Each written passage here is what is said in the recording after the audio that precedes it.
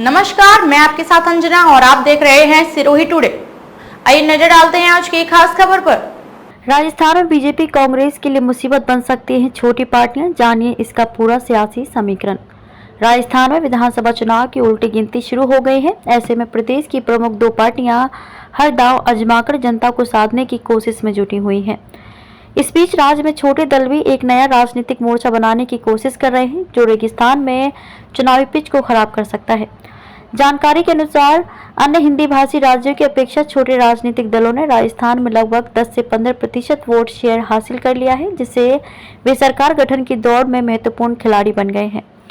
दरअसल 2018 चुनाव में 200 सदस्यीय विधानसभा सीटों में से 14 सीटों पर छोटी पार्टियों ने कब्जा कर लिया था। साथ ही 13 निर्दलीय उम्मीदवारों ने भी जीत हासिल की थी।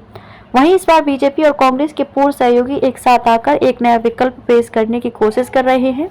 आपको बता दें कि बीजेपी के पूर्व सहयोगी जाट नेता हनुमान बेनीवाल की राष्ट्रीय लोकतांत्रिक पार्टी, मायावती की बहुजन समाज पार्टी बसपा और कांग्रेस की पूर्व सहयोगी भारतीय आदिवासी पार्टी बीएपी एक साथ गठबंधन बनाने की कोशिश कर रहे हैं। वहीं 2018 के चुनावों के आंकड़े इस बात को साफ करते हैं कि अगर ये गठन एक साथ हुआ तो कितना महत्वपूर्ण साबित हो सकता है। हनुमान बेनीवाल ने क्यों तोड़ा बीजेपी से नाता? दरअसल 2018 के चुनाव में बसपा ने 6 सीटें जीती थी और 4% वोट हासिल किए थे और बेनीवाल की पार्टी ने 2.4% वोट के साथ 3 सीटें जीती थी। वहीं हनुमान बेनीवाल ने कहा कि मैं बीएसपी और बीएपी के साथ बातचीत कर रहा हूं। हम सीट बंटवारे पर सहमति बनाने की कोशिश कर रहे हैं क्योंकि ये महत्वपूर्ण होगा। हम अपने विश्वास पर एकजुट हैं क्योंकि राजस्थान से कांग्रेस और बीजेपी के प्रभुत्व को खत्म करने की जरूरत है। दरअसल इन दिनों हनुमान बेनीवाल करीब 125 विधानसभा क्षेत्रों से होते हुए सत्ता परिवर्तन संकल्प यात्रा पर निकले हैं। इसका समापन 29 अक्टूबर को पार्टी के स्थापना दिवस पर एक मेगा रैली के बाद होगा। आपको बता दें कि कृषि कानूनों को लेकर बेनीवाल ने बीजेपी से नाता तोड़ लिया था। ये पार्टियां भी बना रही हैं विकल्प।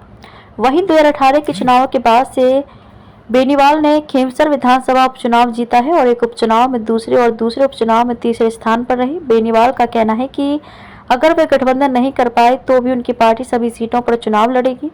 गौरतलब है कि 2018 में आरएलपी ने 58 सीटों पर चुनाव लड़ा था और 3 सीटें जीती थी।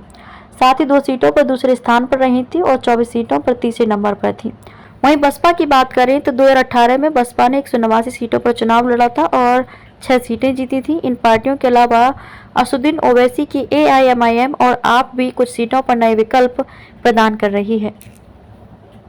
खबरों में अब तक के लिए बस इतना ही। फिर होगी आपसे मुलाकात ऐसी एक खास खबर के साथ। तब तक के लिए नमस्कार और देखते रहिए सिरोही टुडे।